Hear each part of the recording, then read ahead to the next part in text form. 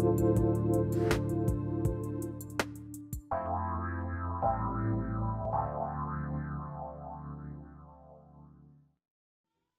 everybody, welcome, welcome, welcome. I am so very excited about today's show with Colonel Deb Lewis.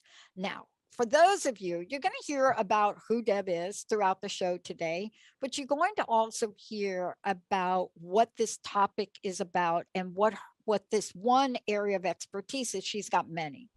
For those of you out there that want to know more about her, think about this: mentallytoughwomen.com. Just think about that for a little bit, mentallytoughwomen.com. That is something that she is passionate about and has spent time doing, building, and bringing to us purposefully. So when I think about Deb, I think about this retired Army colonel, Harvard MBA, commanded 3 U.S. Army Corps of Engineering districts, right? And it goes on. It goes on about what her accomplishments are. It goes on about who she is. But what doesn't get said is when you are in these environments, you are there in environments that what? Stress, that word. And so what do you learn about that? And what do you choose? And, you know, what Colonel Deb Lewis has chosen is to look at this, understand it, and help people with it to put it to work for them. And today's show is all about this. I've been waiting for this. How do you use stress to fuel your success? Benny, I'm getting ready to do a rap song on that. Colonel Deb, great to have you. Aloha. Wonderful to be here again with you, Pat. I love this topic. And yet, I want to ask you this question because there are a lot of folks that don't know how to do what we're talking about today. And I'm hoping today in the show that we can give people signs and symbols and things so that they can realize that they're at a point, an opportunity point, if they just knew ... If they just knew ... And, you know, one of the things that you're doing is you're helping people look at, see themselves, see in the eyes of others. You're looking and helping people understand that there are things that we can do to move ourselves forward. And we talked a little bit about it at the last show, right? Yes, we did. But there's so much more. Oh my gosh, yes. I mean, but everything though, I'd love your audience to just think about, it can be one life-changing insight. I mean, that I've had over and over and over again, but one insight can completely flip you to a whole different perspective. When I compared life to an obstacle course, we can get into that more about the West Point obstacle course that I had to overcome. And it took me only 4 years to figure out how to go from not really doing well, passing, but then getting an A+ 4 years later. When you think of life that way, that it's just a series of obstacle courses and obstacles, but those are things that, you know, the ones that look horrible could be the easiest one you can get through if you just knew what was that trick, what was that tip that someone could share with you. Mine happened to be, my favorite one happened to be a 10-foot wall. Now I'm 5'5", a 10-foot wall. You look at that thing on the course and you're thinking, oh my goodness, how am I going to get over that thing? Well, there are ways to do it. And I found out I could hit that wall and flip over that. And I didn't hardly expend any energy. But if you don't understand that, you'll look at the obstacle and stare at it and maybe never get over it. And that's what we want to help people do, that look at life, and that changes your perspective from thinking that you're out of control, that somebody put this obstacle in your way, to knowing you have the power to turn that into something good, and not even an obstacle. Maybe it helps you take you to a new level. And, So I that's was having a conversation with someone just about this morning, and I've tried to recall in my life where some of these lessons came from. I was trying to recall, and I always point back to my stepmom. I mean, no matter how many times I reflect, maybe I can't remember like a thing, like a specific thing. I remember my stepmom, and I remember a lot about her. But this is really what we're going to talk about today.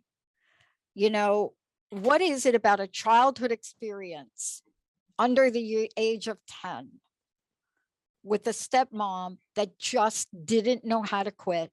First child at 12, second one at 13. We're not even going to say how that even happened. But what do I remember about her that's so similar to you? Now, clearly, I'm not jumping a wall. That not today, not today. That Jessica did, though. She just entered a obstacle course thing. But for me, my wall was a pogo stick. Many people don't even know what a pogo stick is. It's a thing that you do this. Now, by the way, they have extreme pogo stick sports. Like, I think they put engines on them. I couldn't do it. We got them as gifts.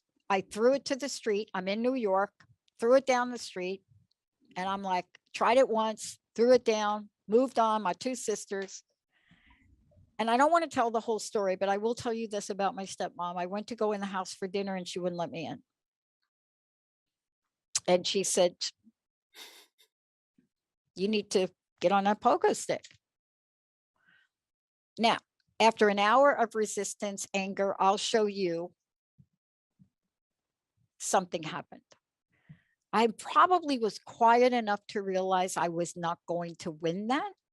And maybe there was a way to be successful. Do you find that in the people you work with? I don't know how to describe that time that we go through where we allow ourselves not to be our stress, not to be our anger. Yes. I think your story is fascinating because it hits on a point. Where did we learn how to handle stress?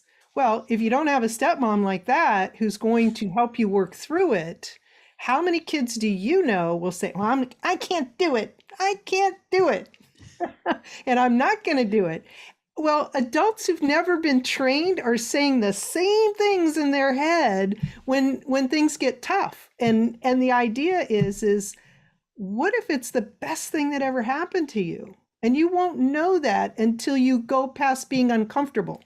I think that's one of the huge obstacles that people have when they look at anything. They're going to be uncomfortable. Maybe you'll even look foolish, but you want to pursue it and say, give it the try. It's like testing the food, right? When we were kids, try it. You can say you don't like it after you've tried it, but you have to try it. And most people will look at the appearance of it and decide that's not for me. And then I love what we talked about in the first episode. We talked about so many great things, and we're going to touch upon them and really look at this thing that people so create their stories over, which we call stress, right? We talked about a couple of things last time, just stuck with me. And by the way, I have been reminded of them and can just literally hear you. A couple of them were this idea of finding the power within and not imploding. And the other thing I think you mentioned, and again, I apologize, Colonel Deb, that I'm going to paraphrase, but the idea of getting up and getting back on the horse as I remember it. People sometimes will get to the place where if stress becomes the ruler, they forget they have those abilities, don't they? Yes. They forget that they can respond, not react. See, it's really not their fault. And I want people to understand it's not their fault until you learn that we are hardwired. We are hardwired to react in survival mode. And anytime we react in survival mode, and what are we talking about? Fight, flight, shut down. We all really terrible strategies. I'm in the military. Strategies designed to get what we want. Take the hill, go do this. But when we have strategies in life that aren't working well, I go to football. An interception strategy is one where we get exactly what we don't want. And if you have no skill to know the difference in a scenario, you will react with that survival mode response and completely miss all the other better choices that will get you what you want. And I think that that takes training and that takes understanding. I think about this and I think about the training that you've had. But more important, I think about what the journey was like for you. And you just shared like a little teeny part of it, the idea of the wall, right? Not being able to get over the wall. I want to ask you this question before we go to break, and let's pick it up when we come back. Somebody said something to me once that I really struggle with, and I actually don't believe it anymore, is you either have it when you're born and you don't. Now, I will say for myself, I don't know how true that is, because I take me and then me plus my stepmom, Doris, that's got me to where I am today. When we come back, how do we negotiate this ship that we are on so that every hot button doesn't turn into a flame, every wall doesn't turn into a stop sign, every boss that bangs a fist on a table doesn't turn into a career annihilator? How do we turn stress into success? Let's take a short break, everybody. We'll be right back.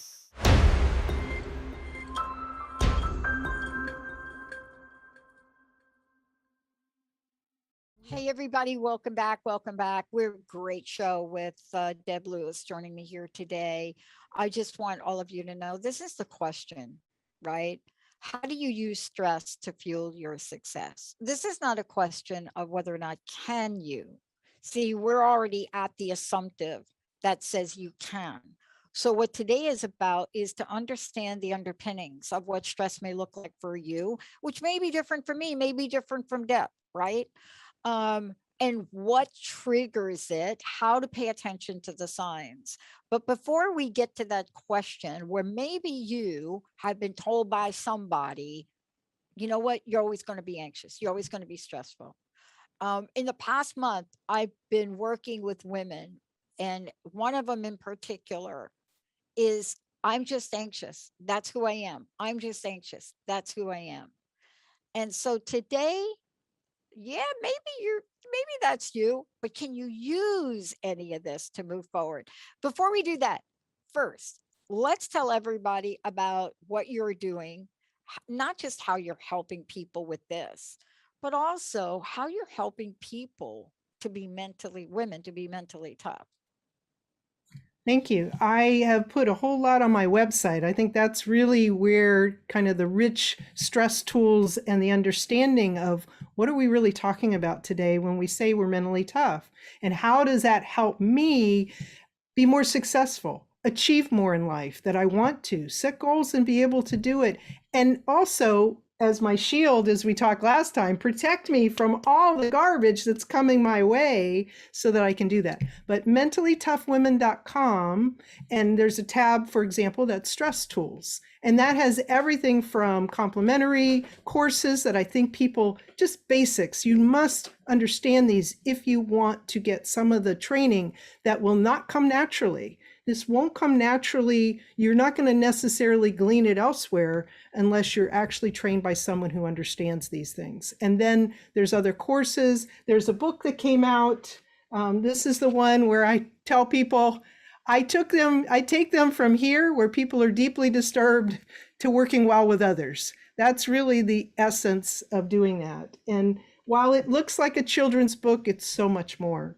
And then if people want to get results faster, I do laser focus sessions where you spend several hours. But mentally-toughwomen.com, they're able to get a hold of me as well as look at some of those things to get them started. I want to challenge everyone who's listening to go do the free courses, how to handle extreme stress, because that's where we lose it all. And we're going to talk in a minute of 21 stressful things that happened to me in a 24-hour period. And there's only 21 because I stopped counting after that. It was like, why go any higher than 21? This was crazy because stress happens to us. We can't run away from it. It happens to us. If we run away, that's survival mode thinking. And I'll tell you, the outcomes are far worse in our lives. It will never address the things that are underlying it. And when we understand that, we see adversity as an opportunity, we are able to achieve more in our lives and happier. I'm joyful. Even when it's crazy, I was thinking, oh, wow, this is like the 21st thing that happened. And one of them is missing my plane by 30 minutes that only goes once a day. And I missed it because of things that happened on the other end. And yet I'm thinking, wow, this is going to be great when I talk to Dr. Pat this week. You know? Well, but part of this is you've helped thousands of people go from stress to seeking a path of work to being successful, from conquering life's challenges. You also have thousands of people, close to 4,000 students that take your online courses from extreme stress to stress basics. You have been an expert in this field for several reasons. One, you have experienced it. You've learned how to move beyond the obstacles that show up that we call stressful. And I can only imagine how many really hot buttons get triggered in the military, especially from having a family that's been in the military. And they tell me, but it's so absolutely relevant to where we are today. And you said something, and I want to get back to it. I don't know how many times people get told, you know what, Deb, that's just the way you are. Make the best out of it. Okay, you're that, Pat. That's just the way you are. Make the best out of it. Okay, Mary, over you. You're stressful and anxious all the time. Okay, nothing you can do about it. I got to tell you, if any of that was true, what? Would you and I be here? What? No, we wouldn't be here. And I think that it makes me think of a time where someone told me a story about a car dealership where someone took a used car and they took it to one place and they were going to get like almost nothing for it. And then they took it to another place and not get maybe a little more, not for it. And then they took it to a classic car dealer and they wanted like $40,000. They were going to pay $40,000. The idea is if we're looking for other people for our worth or to give us feedback about who we are, we're looking in the wrong place. We need to look at the strength within. All I see when I see each person, just like you, I see that hero within them and I see that tremendous talent. Sometimes it's disguised by grumpiness. Sometimes, like the bull, they're very grumpy. But I'm fascinated with that because we talked last time, what's the difference between a cynic and an optimist and an idealist? And that is that they were slammed and they are passionate. They still have that energy, but it's now been turned into being cynic instead of being an idealist. And I help them regain that. I help them see that potential within them in order to go forward. So you can say that maybe you have a tendency, like I'm 5'5". Okay, I have to develop my leaping ability. The 10-foot wall, I could look at that wall and say, how am I ever going to get up there? Or I can use other things that people understand, like physics and all kinds of dynamics. And I can then run at that wall and know exactly where to place my foot. That just makes it a breeze to flip over it. I mean, that's I love it. People have told me a whole lot of things, Dr. Pat, and I sometimes sadly have those voices in my head, and under stress, those voices can be very loud. And you want to really, really say, go away. I get it. You want to derail me. But we can even go into that, like 21 stressful things. I want to hear about the 21 stressful things. And you said you stopped counting. I did. I really did stop counting because I could have had more. But pick a number. Just pick a number. 11 is my number. They're all hot buttons. What 11. number? 11. Okay. This was a really fun one. Okay. I was exhausted. Have you ever gone to a strange parking lot and then you get your ticket and then you go do your thing and you're coming back and you can't wait? You still have a million things you have to get done. And you're in that parking lot and you stick your ticket in and it spits it back out. And it not only spits it back out, it says your ticket is defective. And then you sit there and you look around and there's nobody there. And it's late at night, huge parking lot. So then you say, okay, I'm going to flip it. So I flipped it and put it in another way. Spits it out. You have a defective ticket. Flipped it the third way. Same thing. Fourth way, same thing. Okay, now I've tried every which way you can stick that ticket in. Now I'm looking, okay, what can I do? It says push button, push button. Nope, nobody comes. I am now really exhausted, very frustrated. Get out of my car, go around and say, okay, maybe I can push myself a new ticket, and then stick it in. No, they have safeguards for that. Then somebody comes up behind me to go out, and I'm like, okay, I got to back up. Okay, just hold on, put your hand out. I back up, I move to the side. Guess what? Their ticket works. So now you're really upset. So that was one. It took me an hour to work through it. But those little gremlins that wanted to drag me down and just go ballistic, I'm like, nope, I'm going to get out of here. I focused on what I wanted. I'm going to do this. I'll figure it out. I'll find a person. I'll do this. Yes, it took longer and frustrating. And then I finally found somebody who very unwillingly let me out. Wow. But that was just one little thing. Oh, That is, and incredible. isn't that interesting about it? I want to go over some of these others too, because I think we all have them. I was getting ready for the show with you today, and this was like on my mind after I heard you were going to talk about 21 things. And I realized coming in today that there was a level of stress I was feeling. And I just sat for a moment and I realized what it was. Once I realized what it was, then if you ever looked at our production room, we have 1, 2, 3 whiteboards in the production room. I actually have one in here. And I come from an environment in corporate facilities management that they used to call them what? War rooms. Remember that analogy? Yes. And so you'll see whiteboards. And I realized we were in a new week.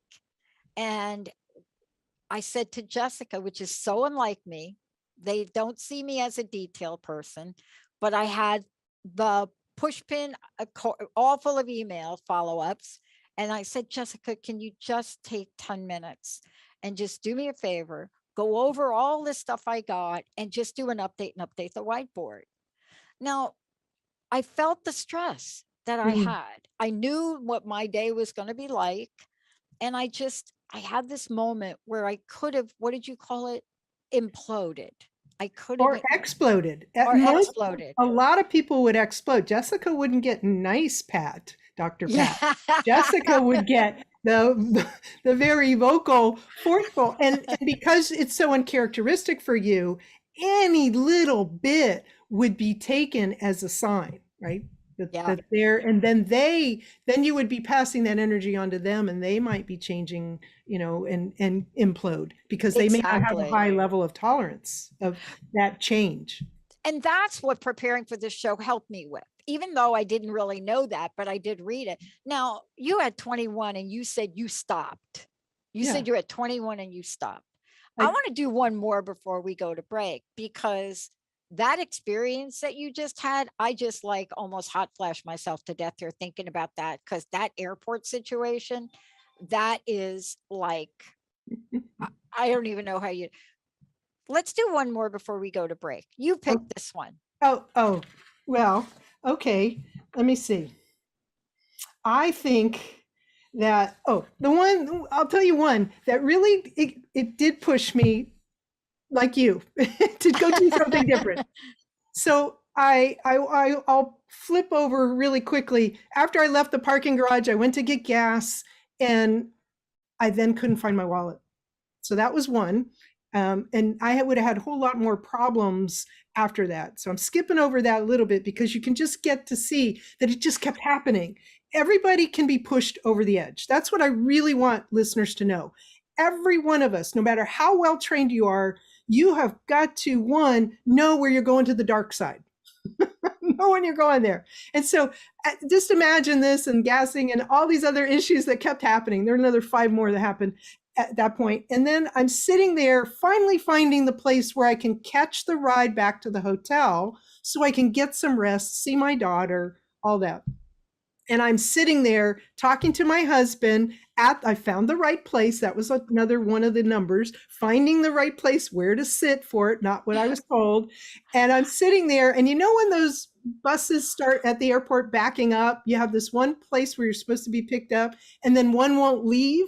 And then they start backing up, and then they're on the second and the third. Well, I'm in the corner of my eye, I'm looking, and I can see one on the far side of the vehicle that isn't moving. And it's going slow, going slow, going slow. Can't read who it is, can't read who it is. And then as soon as they nose past this one vehicle that stopped, they gun it and go off. And guess whose bus that is? My bus.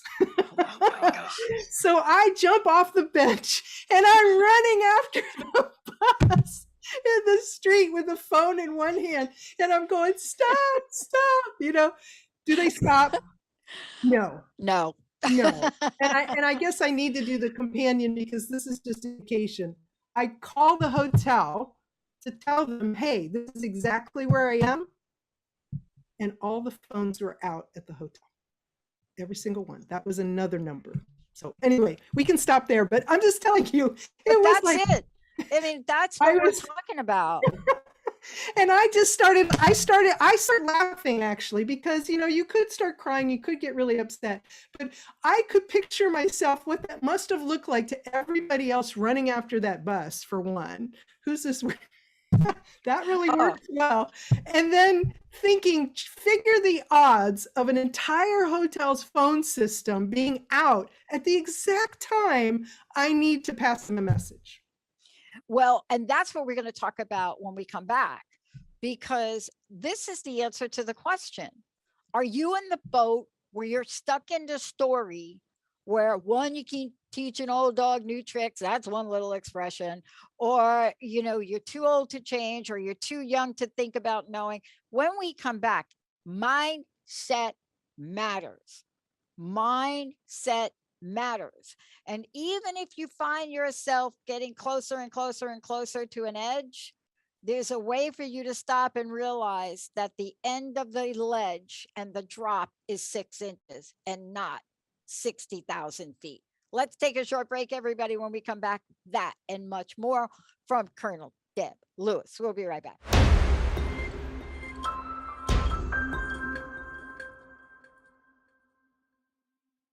Everybody, welcome back. I'm so thrilled we're talking about this. If you've just tuned in and missed any part of this, of course, this will replay later. And you could also go to Transformation Talk Radio and listen to it again. The question really is this: how do you use stress to fuel your success? We're going to talk about that. How do you use stress to fuel your success? Before we keep going, can you please tell people, Deb, how they can find out more about you, how they can find out about your workshops, all of the above? Please do that. Yes, I think the easiest way is just go to my website, mentallytoughwomen.com.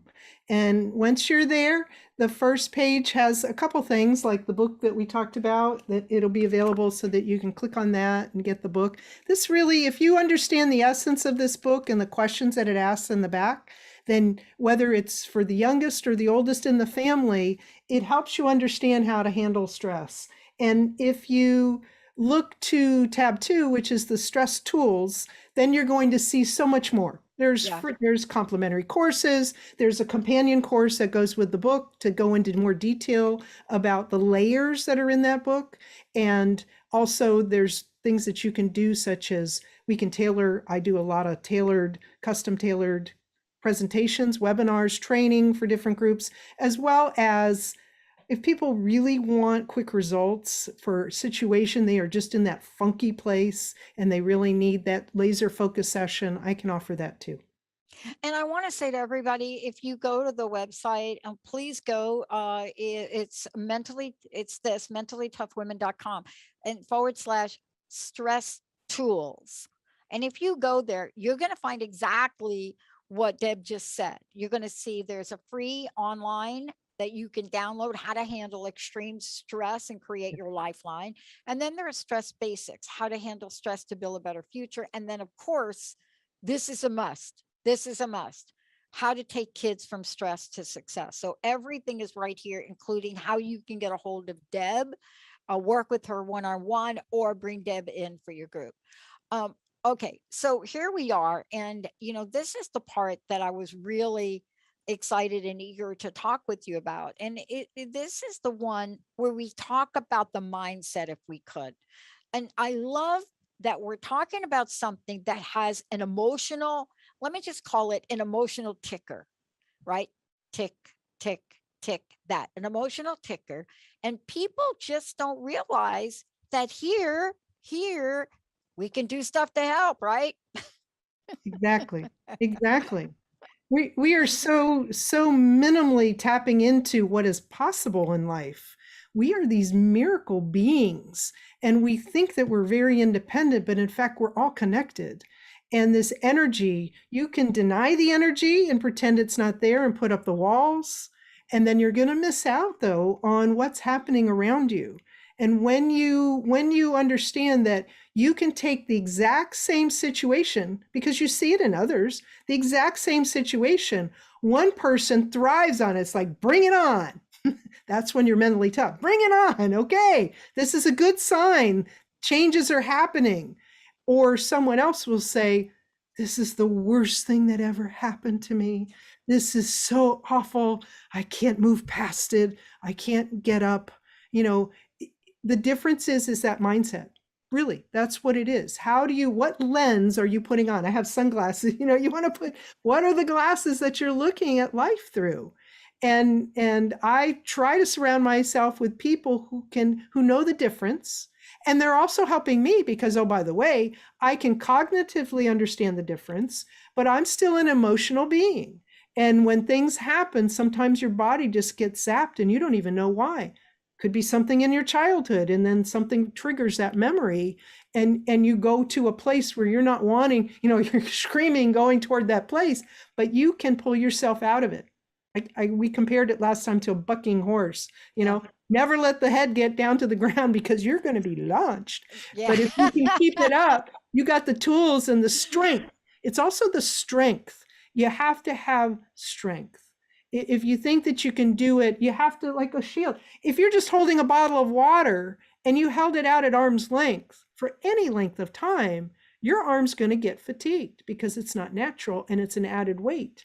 But when you can practice and people understand it with athletics, they're not necessarily translating it to stress. And this is all pretty much all we're asking is to reframe that mind and look at, instead of saying, what's the worst thing that just happened? What's the best thing that just happened? What's something, even our worst situations in life, we can ask ourselves, what's one good thing that never would have happened if that didn't happen? And it may take time, but once you get there, then you move through that toxic time and focus on what's most important. One of the things I wanted to ask you about that's really tied into this and into what we talked about previously is in the 21 things. There's a point by which you are at a pivotal mental decision point. It's the point where you decide, I'm going to pull over or I'm just going to drive through the fence, drive through the gate. Right now, that wouldn't be the first time somebody has been there and decided, I'm just going to go through the gate. Those are actions that result from doing what you're coaching us to do today, what you're helping us do today, or not. And it's a nanosecond of time that could guide us in one way or the other. How important is mindset and training of mindset for that? It's so essential. It overrides your survival mode thinking. It overrides, you put it on hold. I've been in combat. I've been in places where, yeah, you got to move physically. Like I need to go to a bunker.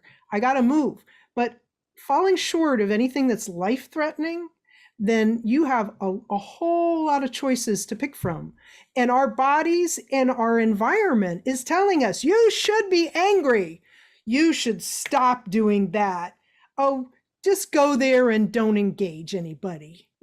Those are all survival mode strategies. And unless you know the difference, you will choose them. And you'll be encouraged and nurtured to choose them. That's a great idea. I go back to what we talked about earlier, is the people around you may not, they're trained the way they are or exist the way they are, and they don't see the other choices. And sometimes they look at a person like you and me, I look at a happy person, a truly happy person who can deal with this stuff is someone who has been through the worst of life and Oh, made the choice to love life, to love the people around them. And they made that choice. And they've had probably the worst life you can ask. And I'm always wanting, when someone's really happy, I don't think of them as what they call that Pollyanna, that old word, yeah, Pollyanna, yeah, that I've been called Pollyanna. they don't even have a sense of grip on reality is what people tell you. That is not my experience. You know what I was going to say, something else. But my experience is those are the people you want to associate with because chances are you dig a little bit deeper. They've probably had one of the hardest lives you can ever imagine. And they made that choice in order to learn how to move through it, use it to their advantage, and love life doing it. I mean, happy. If you're not happy, you can change that. Nobody else is going to give you that gift. You can change it. Stress will give you that gift because it's going to keep happening in your life. You can't run away from it. You can run, but you can't hide. It's coming after you. I love that And you were talking about this. Did you know one of my nicknames, Pollyanna Patty? no, I didn't know that, but I don't get called that much anymore, but when I first started to do the show, that was it. And you're right. I I think, mean, I yeah. don't talk about my life experiences much. I have started to talk about them a little bit more. My mom committing suicide when I was 6, homeless at 17. I mean, I start to talk about them more because I'm sharing parts of that I learned from it. So I want to talk to the people just like you and me who have been through the war and been able to be so happy and positive.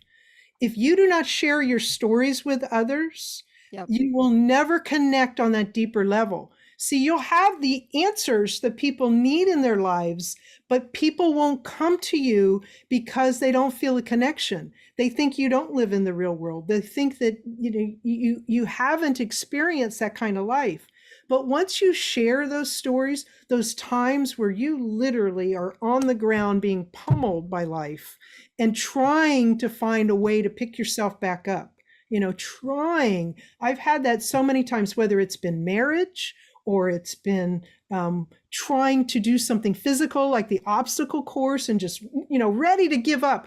I fell from the rope. The rope was my nemesis. The rope was the thing you had to climb 2 stories and then swing to the upper level and go. And one time I got myself, because of all the other obstacles before it, I got to the top to touch the above the line before you could swing, and my grip froze. I cramped, and I fell. And to add insult to injury, they added penalty points because they made me stay there. I got all the way to the top, and then they, you fall and they do it. And by golly, by the 4th year, I was going to make sure that happened. But again, if I don't share that with you, my struggle, people Yeah. think you're not in the real world and that you're just, these are things. But Yeah. my tools and strategies are all designed on thousands and thousands of interactions to keep wondering, if I only did one thing. That's why the extreme stress course is important. So with all this stress, would it be okay just to take one moment to do number 1, which is on my extreme stress course, because I think it will help us. Are you ready for this? Because we've been talking about a lot of stressful things, and everybody needs to be able to do this because Yeah. it's like a reset button. Let's do it. Here's your reset button. I call it the waterfall method. Now in Hawaii, we have beautiful waterfalls. Think of that beautiful water coming down with the foamy white and going through. Now that's going to be like the air we breathe. We can breathe different ways, and people talk about different ways to breathe. But the waterfall method is a very distinct way that when your heart starts pounding out of your chest, or you just feel something coming on, that if you do this exercise, you will reset yourself. Because how long can we last without breathing? It's the shortest amount of time. It's like 3 minutes. Yeah. In 1 minute, when you stop breathing, you start killing your brain cells. And we do this under stress. We stop our breathing. We think it's natural. It's not under stress. And so the waterfall method is designed to get us back to natural and maybe even better, because you're probably 50% only use 50% of the lung capacity. 50% of us only use 50. Somehow as a child, we knew how to do it and we unlearned that. And we think we can get by with only 50% of our lung capacity. And you can, but you're denying that rich oxygen that helps you think clearly, helps you function well. And so the waterfall method, it's 10 seconds, 3 breathing in, 7 breathing out. We're going to do 3 times, 3 breathing in, very special. We're going to use this beautiful, I love gadgets. If you ever studied the nose and how air comes in the nose, when you breathe in through your nose, you're actually moisturizing your vocal cords, allowing you to speak more. Those who only breathe through the mouth have very dry vocal cords. So you breathe through your nose and out with your mouth. And it's 3 in, 7 out. You ready to go? Let's start. In.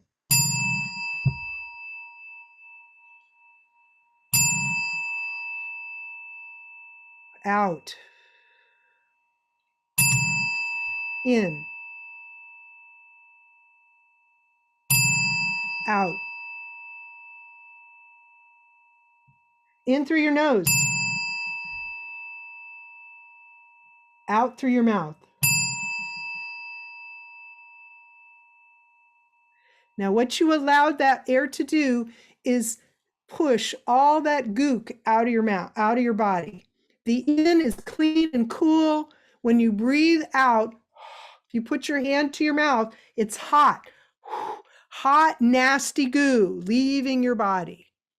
You do 30 seconds of that, even 10 seconds, and you will, what happens? How do you feel, Dr. Pat? Um, I think for me, as I was doing it, I just felt like a cleansing. I can't describe it very well other than that. I could feel like the first one, yes, but by the time I got to the second, you could just feel things feel open up.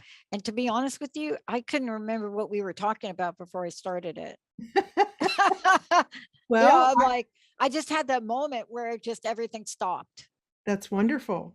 And Mhm. I think when people have more of that, I've ordered myself to do that exercise. I one time was so stressed and I could tell that my heart rate was really starting to go out of my chest.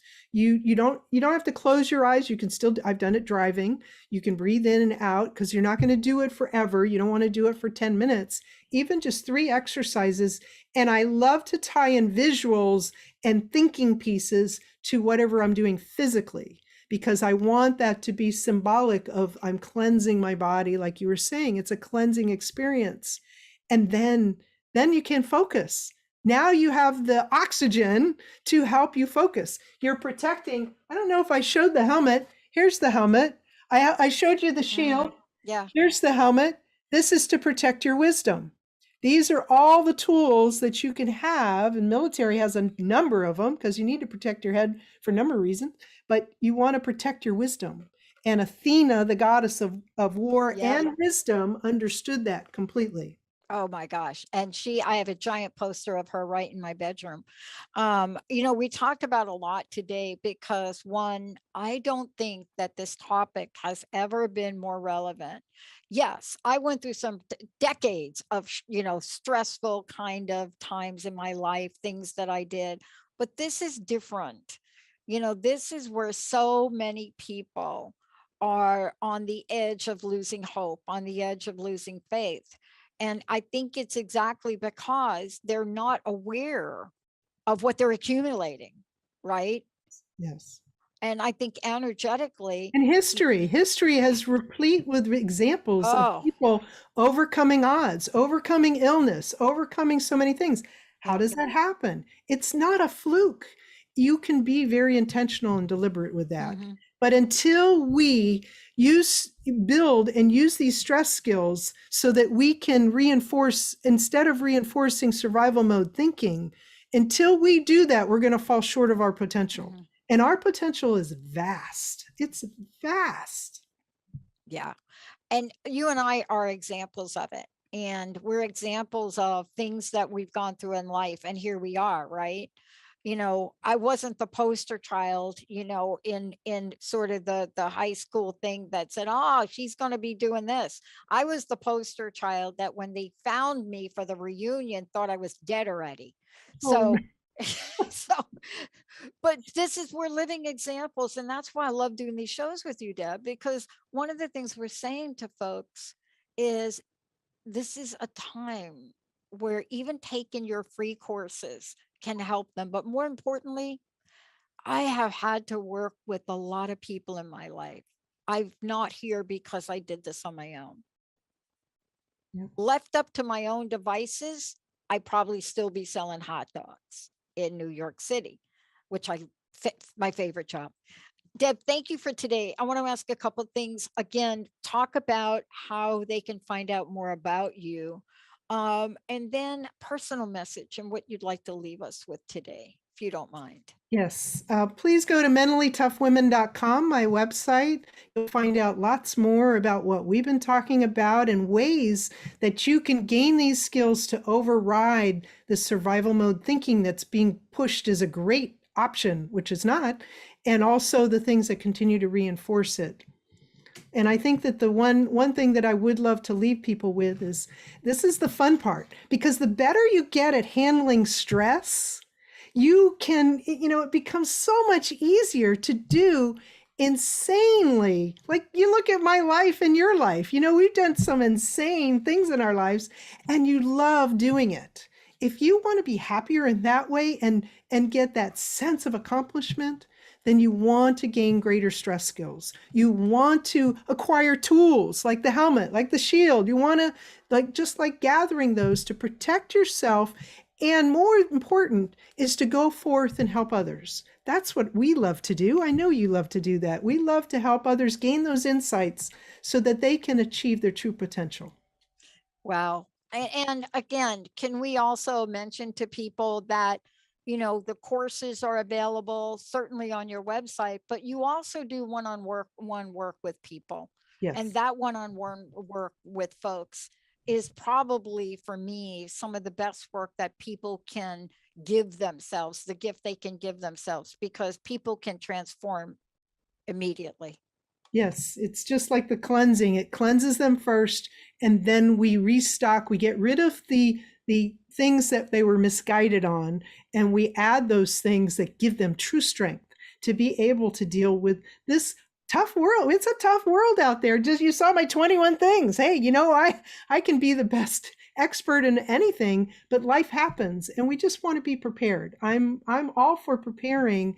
You may never need it, but if you need it, especially in a pinch and over and over and over, then you're going to be successful and you're going to love the life and you're going to take care of your family and loved ones. I mean, I think that if you do it for no one else, do it for them. When you're at your best, they can be at their best. And that is really, for me, some of the most powerful energies we can create when we are so well investing in ourselves that we can do that investing in our loved ones. Colonel Deb Lewis, thank you, Deb, so much for today. I'm excited. Please go over to Deb's website. Make sure you go to the stress tools. And when you do, lots of great information. And remember to do what we just did today. Remember to do that. Stop and do it. Thank you so much for everything you're doing. Aloha. Aloha. More on Transformation Talk Radio coming up. Thank you, Benny. Thank you, Olivia. Thank you, Jessica. And thanks to all of you. You know what? You're the best audience on the planet. We'll see you next time.